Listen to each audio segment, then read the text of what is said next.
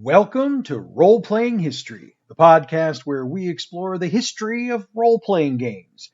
I'm Wayne Davis, and I'll be your guide for today's tour. Episode 8, Role-Playing Games from 1995 to 2004.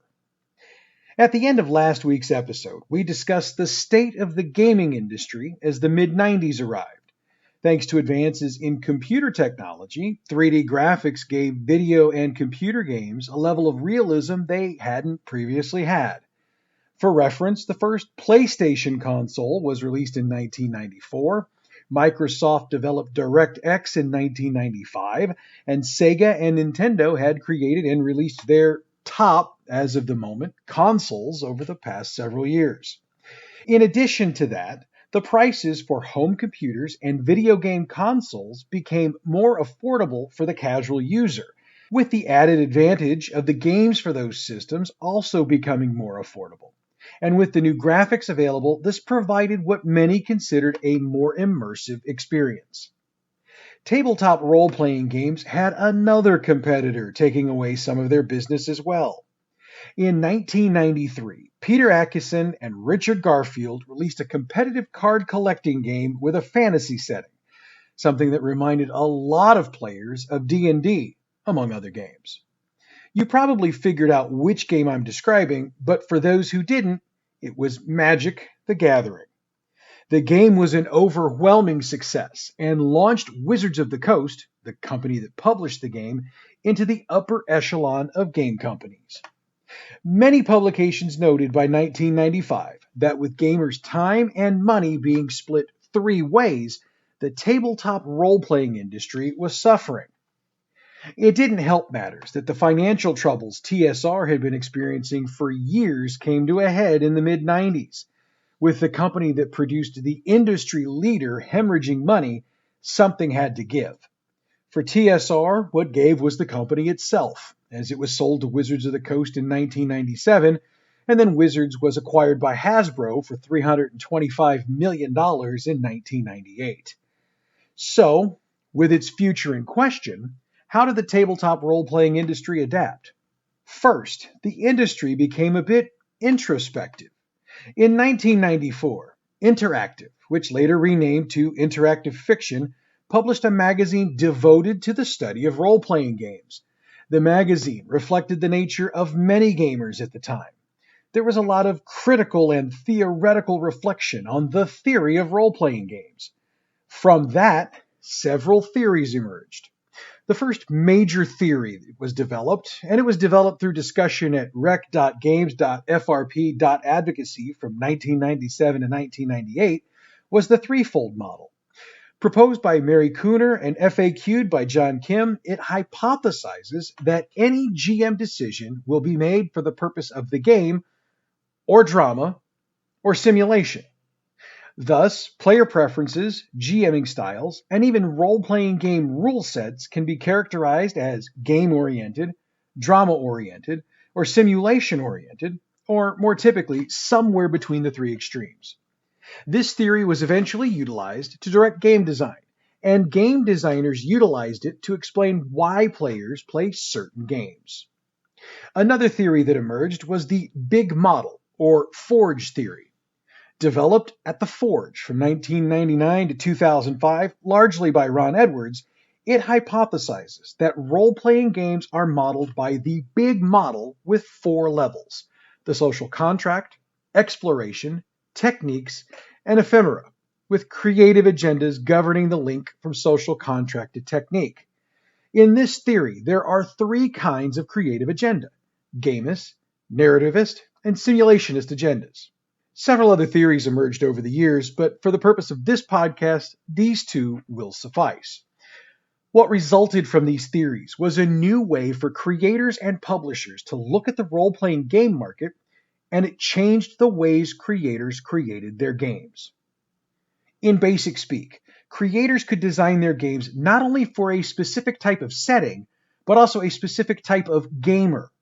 Moving forward, these theories would help drive the industry, and in the opinions of many, help to save the industry.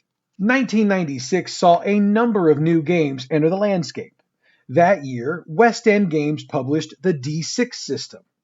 Much like GURPS or the Hero system, which we've discussed previously, the D6 system was designed to work with any possible type of game. It was named the D6 system because the six-sided die was the only die needed for the game to resolve all rolls, which was pretty common for West End games at the time. Credit for design of the system goes to the various creators of West End's previous games, such as Ghostbusters and Star Wars. West End Games was able to publish several supplements for the system, but the D6 system itself got only the one printing, primarily because of the eventual demise of the company itself. However, the concept of the system survived in Widzim Weisembranzi. I know I messed that up and I apologize. It's a Polish game based on the Witcher books, which utilizes a D6 system very similar to this D6 system. 1996 also brought a game that is one of my personal favorites, Deadlands. Designed by Shane Lacey Hensley and published by Pinnacle Entertainment Group, Deadlands is a genre-mixing alternate history game. The genres it mixes are the Western and horror genres, with a bit of steampunk thrown in. The game is set in the United States in 1876 in the first edition. The most recent edition, by the way, starts the game in 1879. The Weird West, as it's known, has a very different history than the U.S. actually has. In this game, the Civil War ended in a draw. The Mormons took Utah and a bit of territory around it and made them their own sovereign state. Native Americans kept a large chunk of their ancestral lands, and half of California fell off into the ocean due to massive earthquakes. All of this is due, in large part, to something called the Reckoning. This reckoning caused the dead to rise and begin to move across the continent. The Reckoners, those who began the reckoning, have a goal of turning the Earth into a literal hell on Earth, and it's the goal of the players to prevent this. Now, character creation for Deadlands is unique. Instead of spending character points or rolling dice to determine abilities, players instead draw cards from a standard 54-card poker deck, leaving the jokers in, of course. Dice for rolling later are determined by the card for each ability. Deadlands also adds in fate chips, portrayed by actual poker chips.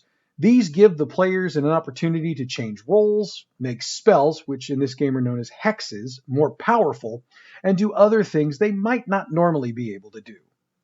Now, there is a whole lot more to Deadlands, but I'm going to dive deeper into this game on another show. Like I said, it really is a personal favorite, and I'll tell you why then. So for right now, we're just going to stick with the basics. Deadlands is still printed today and has been modified for the D20 system, GURPS, and Savage Worlds. While the initial release of Deadlands was praised for the uniqueness of its rules, it took a hit for its purported lack of setting. This was rectified with the many supplements released over the years, to the point that, in my opinion, there are very few areas of North America that aren't detailed for use in the game. Deadlands has won 9 Origins Awards over the years, with the most recent being for Best Role-Playing Supplement of 2007. 1997 saw the release of Legend of the Five Rings. Originally designed by John Wick and published by Alderac Entertainment Group, L5R uses the Legend of the Five Rings setting, primarily the nation of Rokugan, which is based on feudal Japan, with influences from other East Asian cultures. L5R is a D10 system, which means it uses 10-sided dice exclusively. In L5R, as in some other D10 systems used today, if a player rolls a 10, the die is considered to have exploded, which allows the player to re-roll that die and add the result to the 10. If another 10 is rolled, the process is repeated. L5R uses a roll and keep system, which was designed by John Wick and Dave Williams. Roll and keep means that when dice are rolled, the GM gives 2 numbers, the number of dice to roll and the number of dice to keep. The totals of the kept dice are added together, giving the player the total sum for the roll. So, what this means in practice is that if the GM tells you to roll 5, keep 3, you would roll 5 dice. For the sake of our description, let's say you roll a 9, an 8, 7, 3, and 2. You'd keep the 9, 8, and 7 for a total of 24. If a 10 had been rolled, you would have re-rolled that and added it as per the exploding dice rules.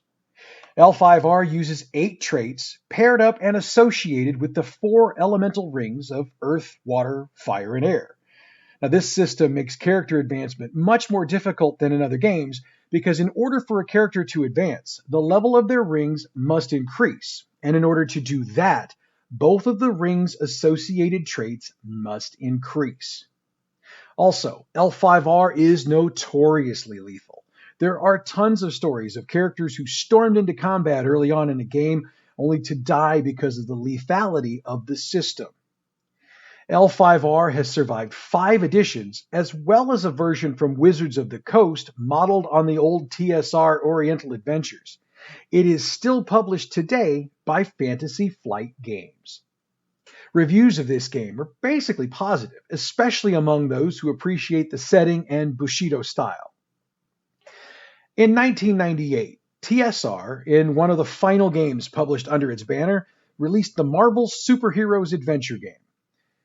Off the top, this game should not be confused with any other Marvel superhero game released, and it is almost completely different from all of them. Its big attraction was a 96-card fate deck, which was used instead of dice to determine the outcome of actions and to determine results. However, the cards tended to be confusing. Each card contained a picture of a character, a calling, an aura, positive, neutral, or negative, and a suit.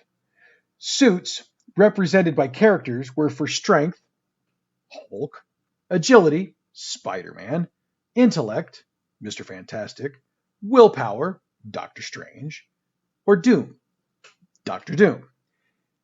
The game was designed to be a fast and simple play. Characters had 4 abilities, rated 1 through 30, and edge ranked between 0 and 5. The character's edge determined the player's hand size, which was 2 plus their edge. The game got this single release before the rights were lost again, and the reviews were overwhelmingly meh, and the sales were flat. 1999 saw a lot of big games being released. However, there were a few that really stood out. 7th Sea, described as a swashbuckling and sorcery game, was released by Aberrant Entertainment Group. Designed by John Wick, 7th Sea draws its influence from 17th century European literature. The setting of 7th Sea is expansive. Each country in the world can be compared to a European kingdom. Just remember, it's really exaggerated. Sorcery is a large part of the world, with multiple types available to the characters. There's also a dominant religion, a belief in Theus and his prophets, which is based on Gnostic Christianity and a parallel to the Spanish Inquisition. Although nobody expects the Spanish Inquisition. Anyway, there are also references to the Knights Templar, Masons, and the Invisible College of Scientists. The first edition of 7th Sea was a D10 roll and keep system and was very well received.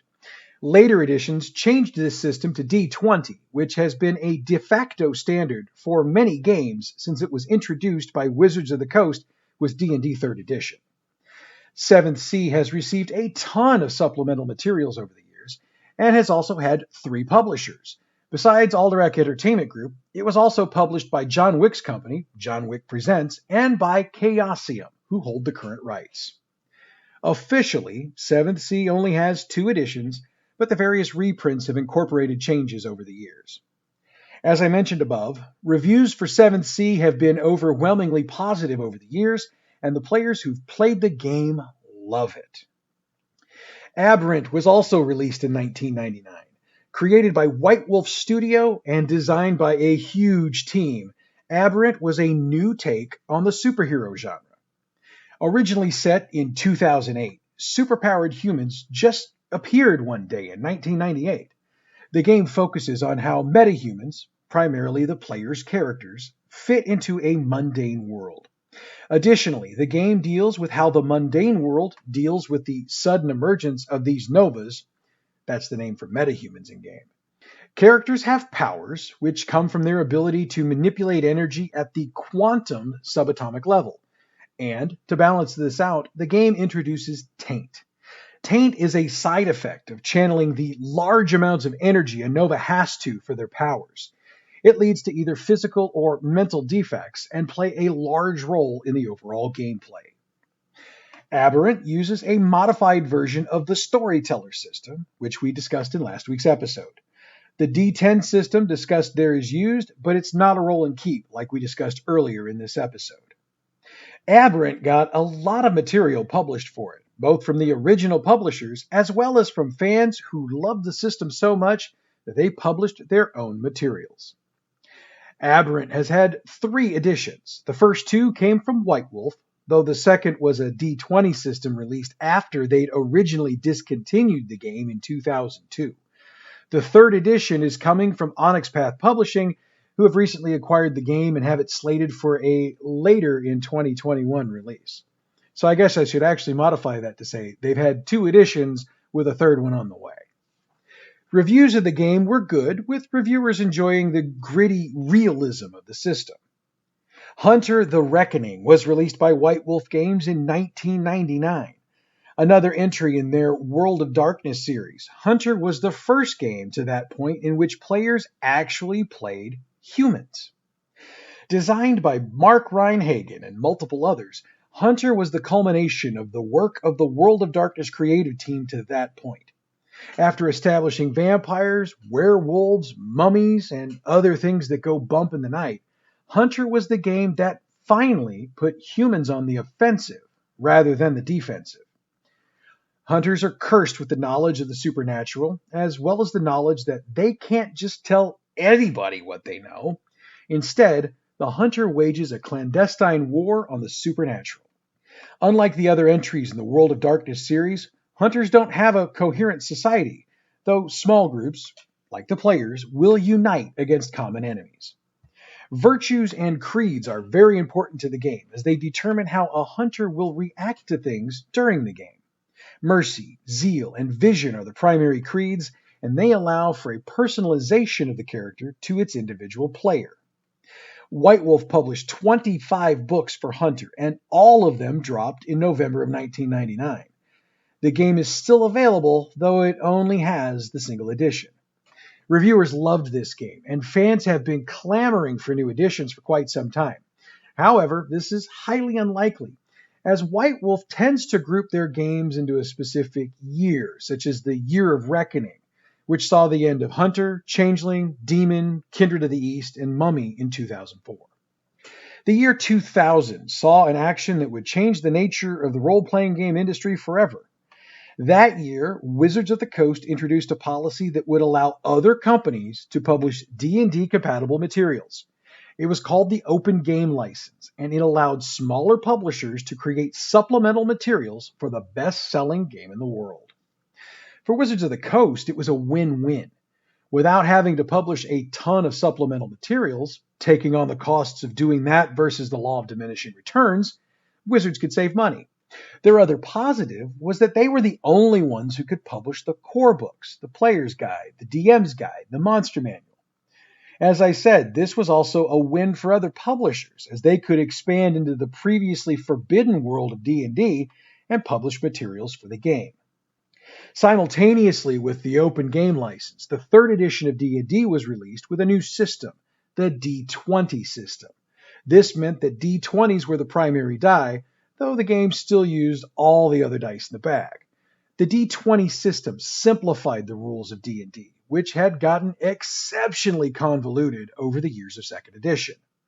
The D20 system was originally applauded by both gamers and reviewers, but as the years went on and a ton of D20 system games were designed, along with new D20 editions of older games, the inevitable backlash occurred. So getting back into the timeline, 2001 saw the release of the Wheel of Time role-playing game. Based on the series of fantasy novels by Robert Jordan, the game had been originally created by Last Unicorn Games, but Wizards of the Coast would make final edits and release it, as they got the rights when they purchased Last Unicorn Games. Charles Ryan, Stephen Long, Christian Moore, and Owen K.C. Stevens get creative credit for the game, though Robert Jordan had creative input and wrote the introduction. Hey, fun fact, in his introduction, Robert Jordan revealed that he'd been the DM for D&D games for his stepson and his friends. The Wheel of Time utilized Wizards' D20 rule system and followed a very similar layout to the 3rd edition of D&D.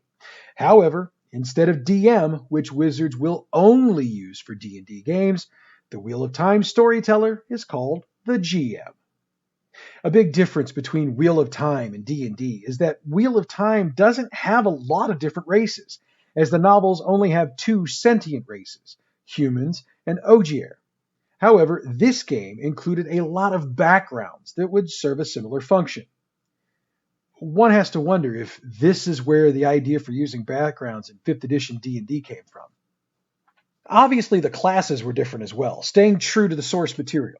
Prestige classes were also available, which plays into the rule that had been introduced in 3rd edition D&D. The rest of the rules for the game were very similar to D&D, with modifications made to stay true to the source novels.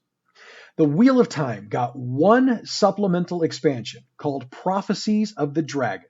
It was a huge supplement at 191 pages. It provided a ton of additional material from the 6 novels in the series and provided 5 major adventures along with a number of mini-adventures for players to run through. Reviews of the Wheel of Time were generally okay. The main issue most reviewers took with it is that it was too similar to D&D. Now, as you may have guessed, the Wheel of Time is out of print. Also in 2001, a game based on a little Polish fantasy novel series was released, Witcher. Titled Wiedźmin gra Wyobraźni, hey, I got it right this time, it stayed true to the source material. Published by Wydnkow Mag, it was released only in Poland at the time, though about a decade later, another version would get a US release. I mention it here more as a fun fact than anything else. I know we have a lot of listeners who are familiar with the Witcher series, and I wanted to note that this is not a new phenomenon. In 2002, Wizards of the Coast dropped a modern set game for their D20 system, simply titled D20 Modern.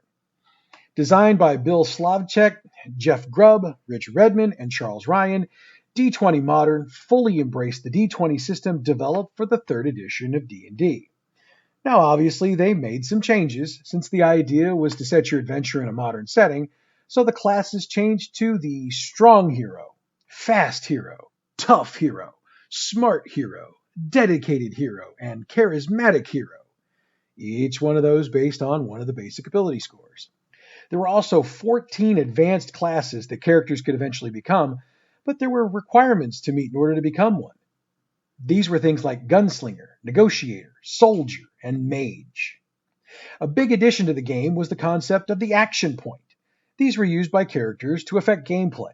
For example, a character could use an action point to get a small boost to their skill checks, ability checks, level checks, or saving throws. However, the number of points were limited, making their use strategic. From 2002 to 2006, Wizards published a number of supplements to the D20 Modern system, including rules for an apocalypse, cyberscape, future tech, the past, and the future. Initially, reviews were mixed, as many reviewers were curious about the necessity of a modern-themed game. As time progressed and the dislike of the proliferation of D20 games grew, the reviews of this system got a whole lot worse. Needless to say, it also is currently out of print. 2002 also saw another entry in the superhero genre, Mutants and Masterminds. Designed by Stephen Kenson and published by Green Ronin Publishing, Mutants and Masterminds was the first superhero game designed under the D20 system. Characters in Mutants and Masterminds don't have classes and therefore don't technically have class levels. Instead, they have power levels and typically start at power level 10 instead of 1. This allows for a superhero with good powers and an established background. Power levels allow for points, which can be used to purchase saving throws, feats, skill ranks, attack bonuses, and many other things. In another change, Mutants and Masterminds doesn't use hit points. Instead, a toughness saving throw is used to determine how a character is damaged in combat. Multiple supplements for the game have been published, all providing new and different settings to be utilized. Reviews of the game have been mostly positive, and Green Ronin not only still publishes the core rulebook, but allows for publishing of material by other publishers through the M&M Superlink program. This has allowed a dozen other publishers to publish materials for the game over the years. In 2003, Pinnacle Entertainment Group released Savage Worlds. Designed as a generic role-playing game and created by Shane Lacey Hensley, Savage Worlds emphasizes speed of play and reduced preparation over realism or details. Characters are built with a point allocation system, but GMs are encouraged to design their NPCs to the needs of the game, with concerns about the system being secondary. Traits are ranked by the type of die they use, D4 through D12. The larger the die, the more powerful the character is in that trait. This is similar to the system Hensley utilized in Deadlands, which we discussed earlier in this show.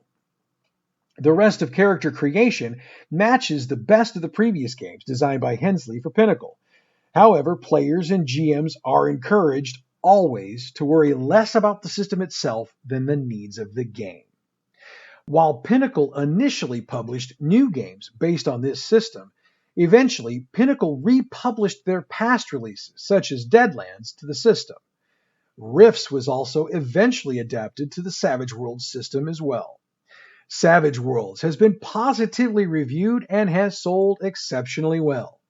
Also, it won the 2003 Origin Gamers' Choice Award for Best Role-Playing Game.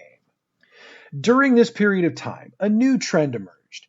Called by many names at the time, it's most commonly referred to as the OSR, Old School Renaissance, or Old School Revival. The inspiration for this was the early days of gaming, and it led to companies releasing new versions of old games. One of the first releases during the OSR was Castles and Crusades, which was released by Troll Lord Games in 2004. Now, after everything I just said, I've got to note that Castles and Crusades was a wholly new game. Created by Stephen Chenault, Davis Chenault, Matt Golden, Robert Doyle, Mark Sandy, Todd Gregg, and James M. Ward, it was based on a stripped-down variant of the D20 system. The name of the game itself was a throwback.